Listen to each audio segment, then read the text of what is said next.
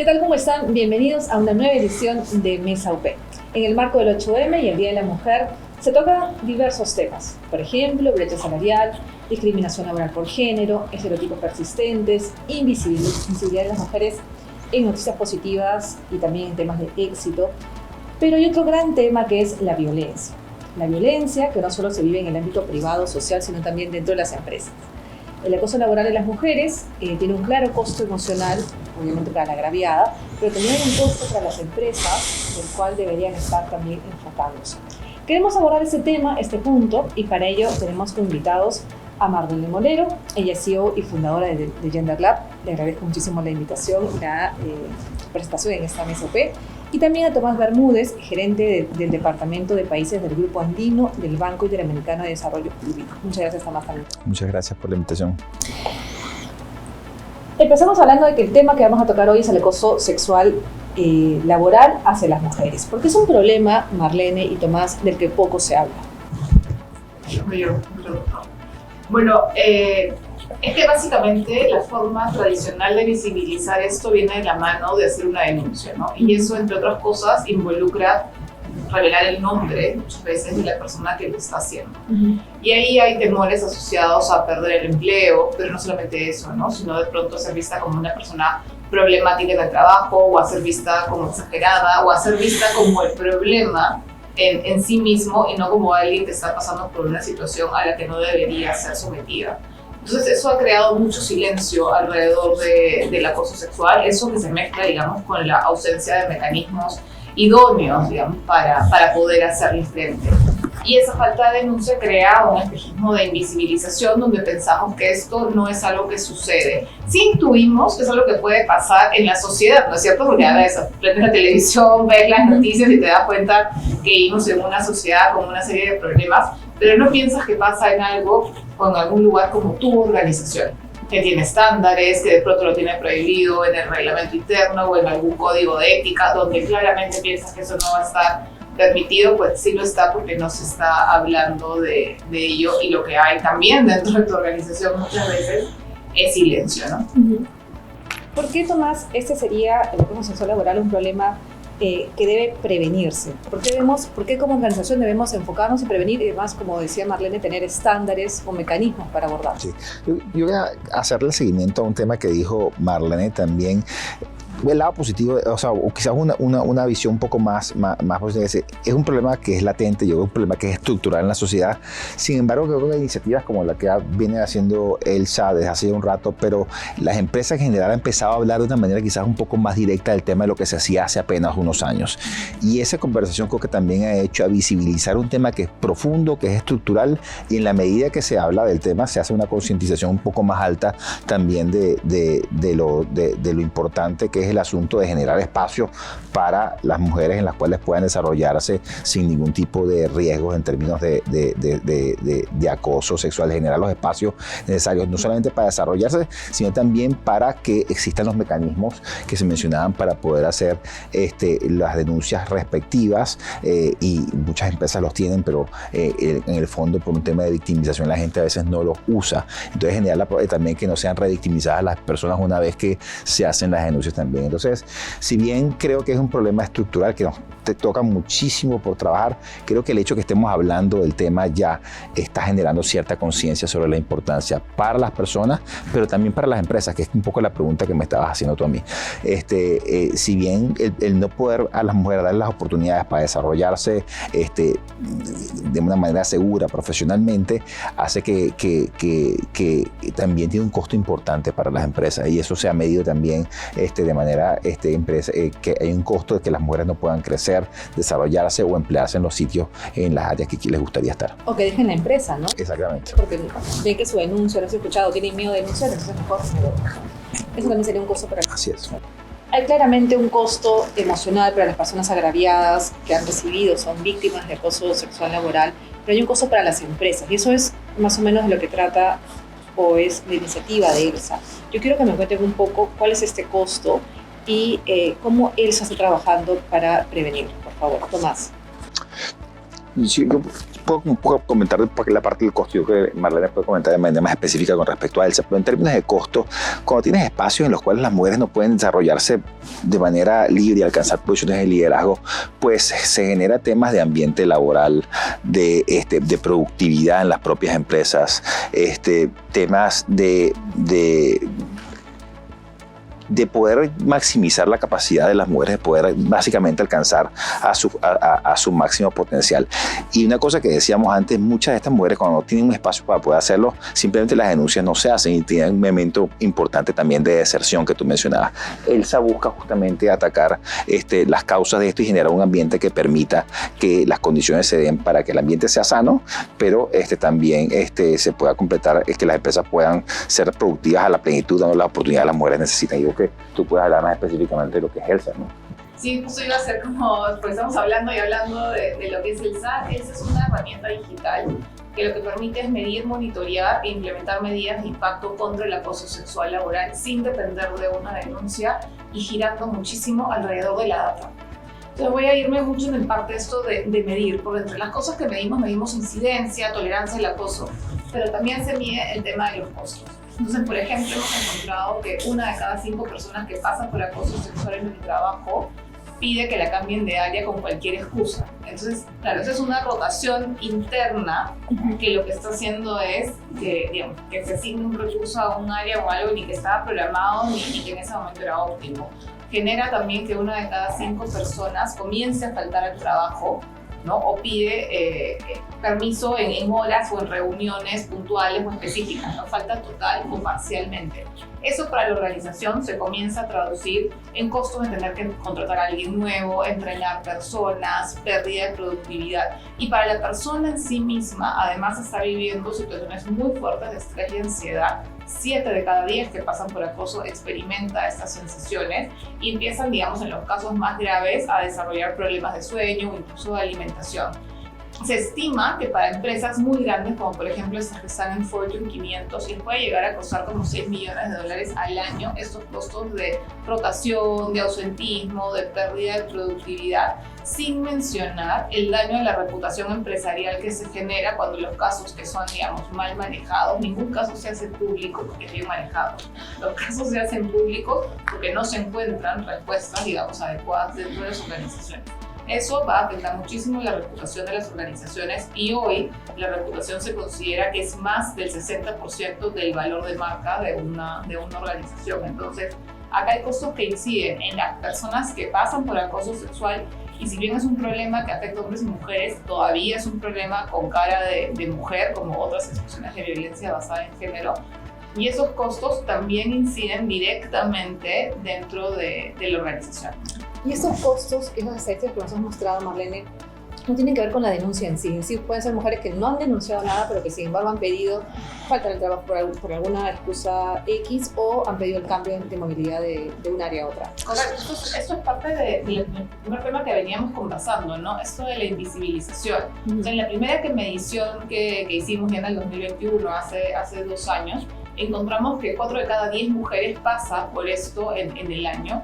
Y 1% denuncia, es muy bajo el índice de denuncia, e incluso estamos hablando, la muestra incluye organizaciones que tienen canales éticos, digamos, líneas habilitadas para poder hacer esto, pero aún así, digamos, su uso es bastante reducido. Entonces, todos estos costos se van generando sin que también seamos muy conscientes de ellos, porque vivimos en esta ilusión de que acá no pasa porque no hay denuncia, ¿no? Cuando si más bien dejásemos de esperar que alguien nos diga algo y fuésemos a buscar respuesta, pues encontraríamos todo lo que encuentra Elsa con las organizaciones de trabajo. Tal cual.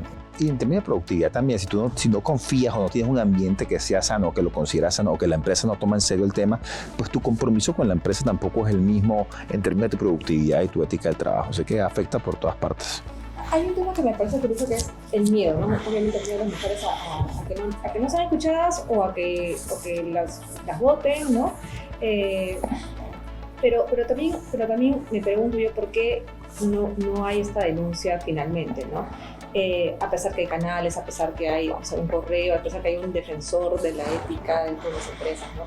¿Cuáles serían estas razones, además del miedo o el rechazo o la burla o el no ser escuchada. ¿Qué otras características son presentes cuando uno ha sido víctima de acoso sexual y no denuncia? De repente puede ser que no se dan cuenta que es acoso sexual laboral, o sea, que no se entiende que así, no es una, oye, me tocó, pero es parte de la forma en el trato entre mujeres y hombres de una empresa.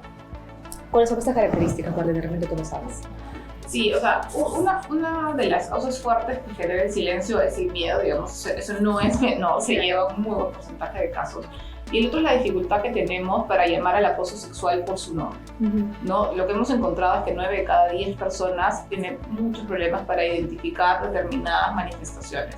Cuando estamos hablando de chantaje sexual, es decir, oye, para acceder a este puesto, a este ascenso o mantener este permiso, digamos, tienes que aceptar determinados avances, ahí la cosa la tenemos como, mira, ni siquiera te digo 100% más clara, la tenemos relativamente más clara. Pero cuando estamos hablando de comentarios o mal llamadas bromas homofóbicas, las bromas en doble sentido, los ejemplos que tú has puesto, que son más de acercamientos corporales, tocar, invitaciones reiteradas a salir que nunca han tenido, digamos, una aceptación previa, eso decimos que es cualquier otra cosa, pero no es acoso. O sea, decimos que es algo que no debería suceder y que nos hace sentir mal, pero en la medida que no le llamamos acoso sexual, le bajamos como el nivel de gravedad. Y si lo viésemos como un iceberg, empezamos a poner en las partes de abajo del iceberg en las que no vemos y empezamos a armar todo un clima de tolerancia, ¿no? Entonces, sabemos qué es lo que nos pasa, pero no le llamamos por su nombre, ¿no? Y al hacer eso, se está permitiendo quien lo vive y quien lo vea, porque así como hay un montón de personas que lo pasan, también hay un montón de personas que lo ven a su alrededor y no dicen nada al respecto. Entonces, hay que empezar a llamarle al acoso sexual por su nombre. Nos parece una expresión como fuerte de pronto, pero es lo que es, ¿no? Y lo que está haciendo es también cuestionar el día a día de muchos lugares y aceptar que lo que de pronto fue aceptado antes, hoy ya no lo es más, y seguramente en los años que vienen seguiremos teniendo cambios, ¿no? que son propios de la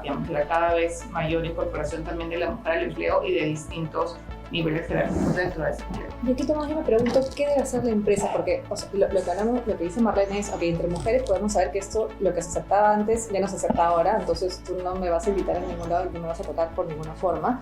Pero ¿qué debe hacer la empresa para que eso quede más claro? O sea, no sé, reglamentos, dejar afiches por todos lados, no sé. ¿Qué debe hacer una empresa para que eso quede como clarísimo de que hay normas de comportamiento? Sí.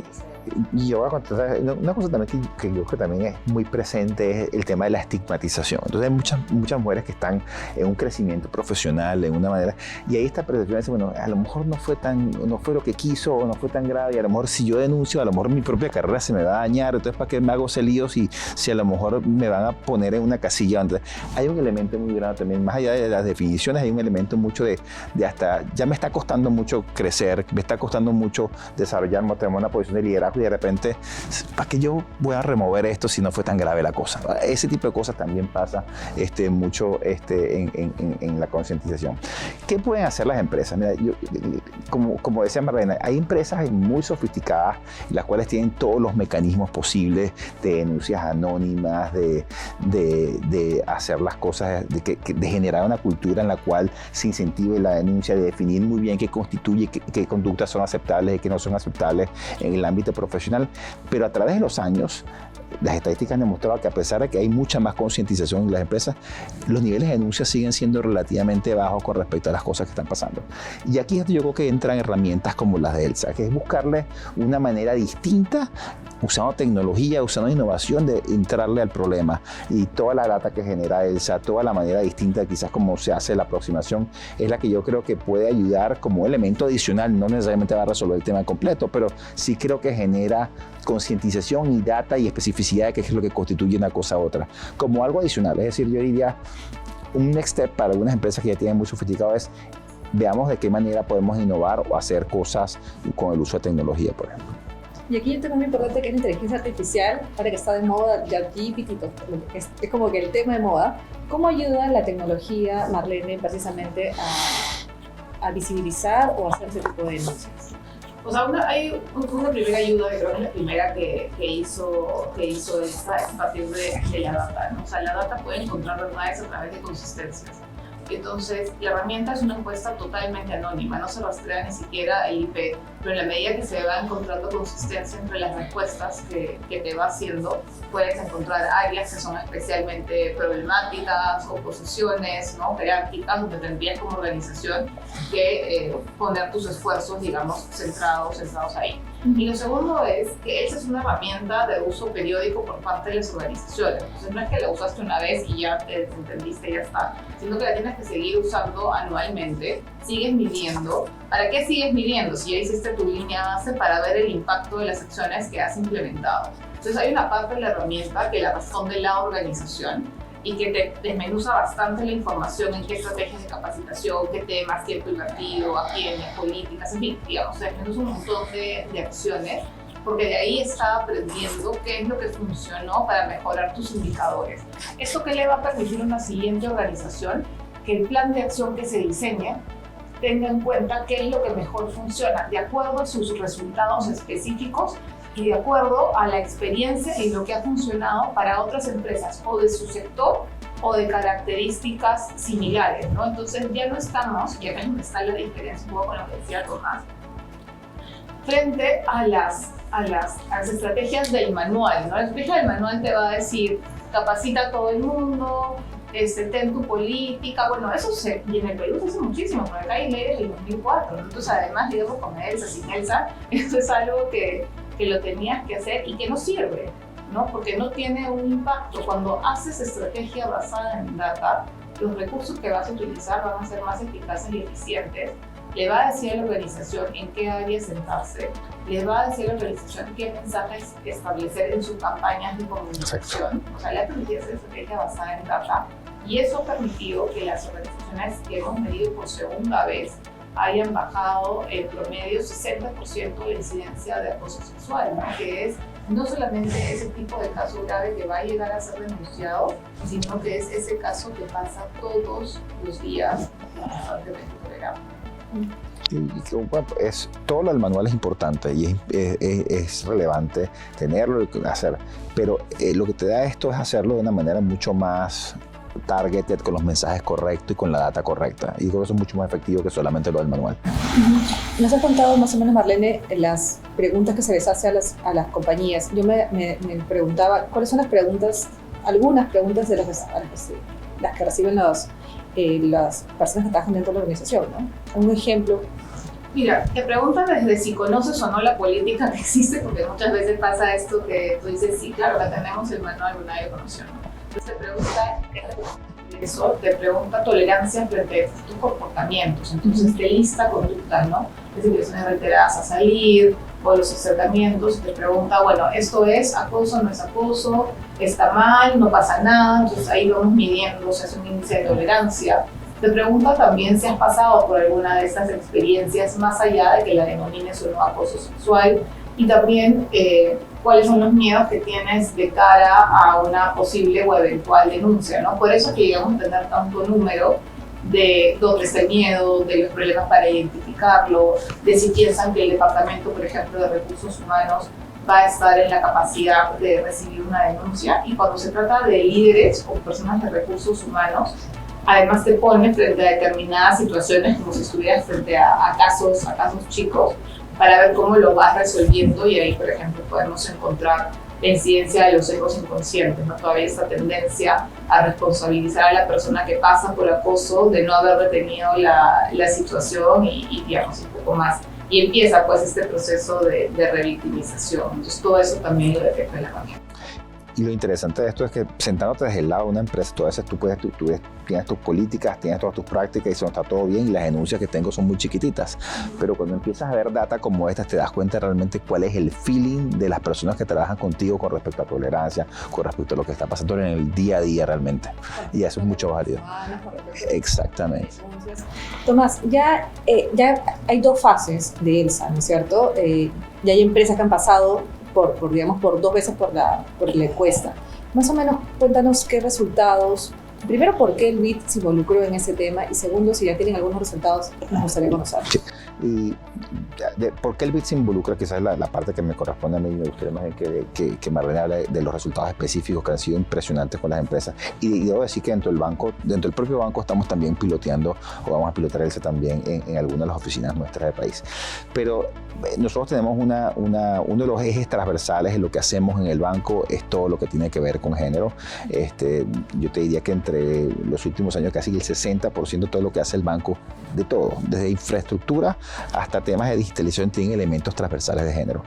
Y un tema y hay empoderamiento y todo, pero el tema de violencia es uno, y acoso es uno que a veces yo siento que nos empezamos a dar cuenta que no se estaba ni hablando lo suficiente ni trabajándolo de manera constante en algunos sectores y viendo los impactos que tenían las empresas dijimos esto es importante y quizás atacarlo de una manera distinta es lo que es realmente relevante. Y ahí apareció un poco la herramienta de ELSA, es decir, esta es una herramienta que nos permite verlo de una manera completamente distinta, y en ese afán de buscar romper a veces las inercias que hay sobre ciertos temas que son estructurales en la sociedad, pensamos que esta es una buena manera de entrarle a este tema, y por eso fue que nos interesamos y estamos trabajándolo en varios países, como te dije, estamos trabajando esto y promocionando de la mano de efectivamente la manera que podamos expandirlo más a empresas en la región. ¿ELSA está en Perú o está en otras regiones también? ELSA está en 7 países de la región, está principalmente en países andinos, en Perú, Colombia y Bolivia. Y luego ha tenido, digamos, usos también en Nicaragua, por ejemplo, también el BID estuvo involucrado.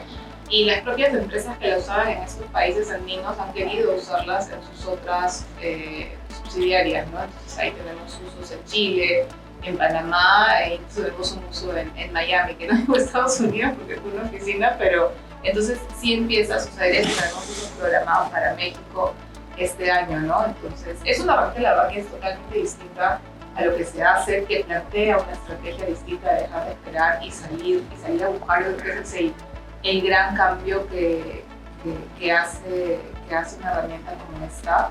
Y el uso de la tecnología te permite, digamos, aprovechar. ELSA tiene 100.000 unidades de información, más de 100.000. Eso es como 2 estadios nacionales llenos de gente, ¿no? Entonces, es mucho más de lo que cualquiera de nuestras cabezas en esos momentos ya puede procesar. Y en la medida que le va entrando cada vez nueva información, aprende y aprende. Entonces, podemos darle comandos iniciales, pero ahí hay toda una potencialidad que es lo que les hace la tecnología realmente. Marlene, ¿y los resultados, por favor, podrías contarnos sobre eso?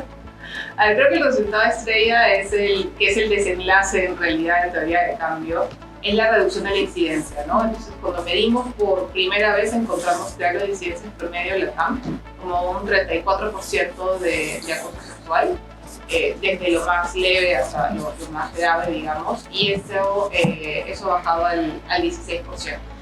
Wow. Entonces, hay una reducción bastante fuerte en las organizaciones que usaron la herramienta, que plantearon, pusieron el tema sobre la mesa y empezaron a implementar estrategias de manera bastante inteligente. Y antes de eso, digamos, ese es como el impacto en realidad final, pero hemos logrado implementar también el porcentaje de organizaciones que implementan sistemas de prevención, ¿no? Se ha llevado hasta porcentajes cercanos al 100%, organizaciones que no tenían un reglamento o un canal de denuncia, y la primera movida que hacen es implementarlos. El impacto en consecuencia de eso es que las personas lo conocen, ahí se ha subido como un 20%, porcentaje de personas que conocen el sistema de prevención que existe en su organización. Eso es algo bien como elemental, pero es crucial, porque las organizaciones o los altos mandos tienden a pensar que es obvio que hay tolerancia cero. No es tan obvio, o sea, en realidad tienes que decirlo. Ha bajado la tolerancia y el acoso, es decir, las personas desarrollan más capacidades para poder decir, oye, esa mala estructura y eso digamos, por lo menos es una conducta de riesgo, eso no está bien. Entonces, en consecuencia, lo detectas y ya no lo haces o le dices a alguien, oye, ¿qué está pasando? ¿No? Entonces, hay mucho de cultura. O sea, el acoso sexual, cuando nos centramos en la denuncia, que la denuncia es bien importante, pero por sí sola no va a solucionar eso. Pero cuando nos centramos en la denuncia, nos estamos centrando en quien pasa por acoso principalmente, y esa persona está haciendo todo lo que puede antes. Y en quien lo hizo cuando logras llegar, digamos, a unos agresores.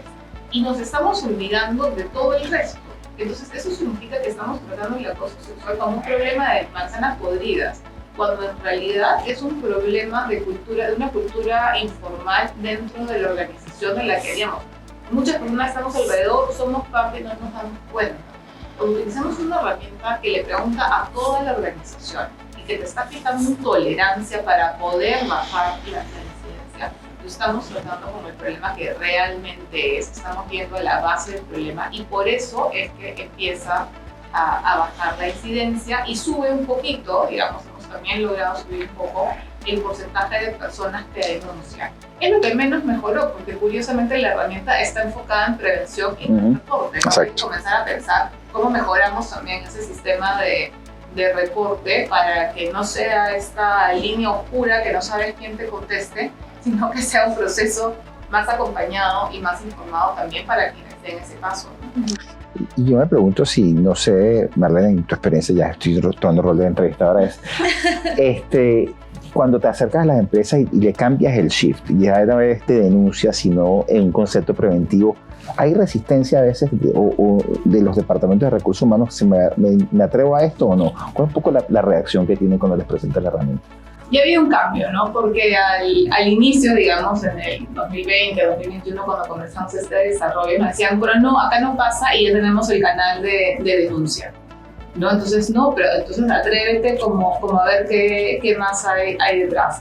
Y una vez que hacen el paso y se atreven, ya el miedo no está en que les denuncien, porque ese es otro miedo, ¿no? No, pero es que si yo pregunto van a salir casos, no, eso se trata, ¿no? Eso es un poco de que él es el problema y ya le encuentran un gusto ahora a ver cómo mejoran, ¿no? A saber que tienen un impacto y la denuncia por sí misma ya no es algo malo. Más bien ahora que su indicador de denuncia suba es algo bueno porque te significa que las personas tienen más confianza en ellos. Claro, para ellos no es un indicador malo, ¿no?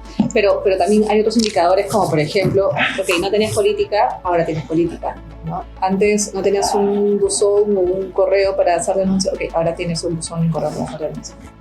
Es muy interesante la pregunta. Y finalmente, ¿qué debe hacer una empresa que sí se atreve a tener ese tipo de políticas y a preocuparse por este tema? ¿Cómo hace una empresa cuando ya quiere tener ELSA dentro de su organización? Bueno, pueden entrar a nuestra web, tenemos también un correo que está destinado específicamente para ELSA, que es elsa@genderlab.io y pueden entrar. Hoy en día googleas ELSA acoso sexual y ya el SEO ya funcionó tanto que te lleva hacia la herramienta, pero si no en la página web, que es genderlab.io y el correo que es con ELSA y la terminación.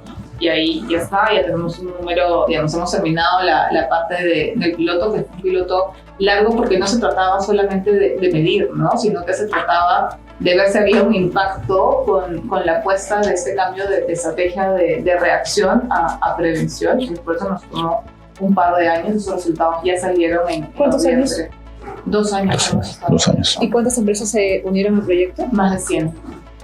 ¿Y en esa segunda fase tienen algún número al ya que quieren llegar? tenemos, o sea, pensamos que vamos a pasar las 100 organizaciones, ya vamos, estamos en febrero y ya vamos más de 20, estamos casi en 30, estamos solo en febrero, ¿no? Y en contextos, digamos, que son complejos, entonces esto claramente va a seguir subiendo porque las que se han medido están programando sus mediciones para, digamos, en unos meses, ¿no? Que se cumplen sus 12 meses del anterior. Y ya con los resultados de las primeras, creo que también el factor de adopción es mucho más, porque hay resultados concretos. Sí. Entonces ya hace que las empresas ya entiendan esto tiene sentido, vale la pena. Yo me quisiera despedirlos y antes preguntarles, sé que tanto Gender Lab como el Elevate Lab están haciendo otros temas alrededor de la mujer, así que me gustaría, Tomás, que tú me cuentes un poco cuáles son estos otros temas en los cuales se están enfocando, alguna noticia que nosotros podamos compartir con los demás. No, yo lo mencionaba un poco antes, o sea, todo lo que hacemos tiene un componente transversal de género. Para que te hagas una idea, en los últimos, entre el 2020 y el 2021 hemos destinado casi $1.000 millones en temas relacionados estrictamente con género o conectos con género, y va de todo, desde fortalecimiento del capital humano, de las mujeres, todo el tema de generación de oportunidades, de habilidades, de generación de habilidades nuevas, incorporación al mercado laboral, emprendimiento, mucho en emprendimiento de mujeres estamos trabajando. y también todo el tema de vocería y de generación de liderazgos en mujeres, adicional al tema que estamos haciendo en todos los temas de violencia que va de todo, desde el tema empresarial hasta violencia post-pandemia, por ejemplo, ha sido un tema que hemos trabajado mucho, todos los temas de violencia doméstica. Así que yo te diría que, entrenamiento de mujeres, como decían, habilidades nuevas. Una de las cosas que estamos haciendo, que estuve viendo en un proyecto recientemente en Colombia, es todo lo que es la formación y capacitación de mujeres de manera específica. Por ejemplo, estamos construyendo unas carreteras en Colombia y las contratistas que ganan tienen un componente en los propios pliegos de licitación en los cuales buena parte de los operadores de la maquinaria deben ser mujeres. Entonces, es también entrar en trabajos que no son tradicionales a veces para las mujeres, pero que no hay ninguna razón por la cual no deberían serlo. Por supuesto. Tú, Marlene, cuéntame, por favor. Nosotros estamos bastante centradas en ELSA. Creemos que ese trabajo con Elvita ha sido una gran oportunidad para poner un tema sobre la mesa en la región, digamos, y probablemente más allá de la región. Entonces estamos muy enfocados ahorita en la expansión de la herramienta y le estamos acompañando de un aula virtual que le dé otras herramientas también digitales a las organizaciones para poder implementar las cosas que ELSA les sugiere, ¿no? Entonces estamos trabajando en un aula virtual que la vamos a abrir, ahorita está corriendo en prueba, tiene ya más de 1.300 usuarios en prueba. Las empresas ELSA son las que están piloteando la prueba, de hecho, y hacia julio aproximadamente de este año ya la vamos a abrir. Perfecto. Yo le agradezco a los dos, a ambos, por haber participado en esta entrevista, por habernos contado la iniciativa, ese proyecto que está creciendo y que seguro va a tener un impacto muy positivo en nuestra sociedad. Muchísimas gracias. Gracias a ustedes. Gracias a ustedes. Y gracias a todos los que nos están viendo. Nos reencontramos en una próxima edición de MSUP. Muy buenas tardes.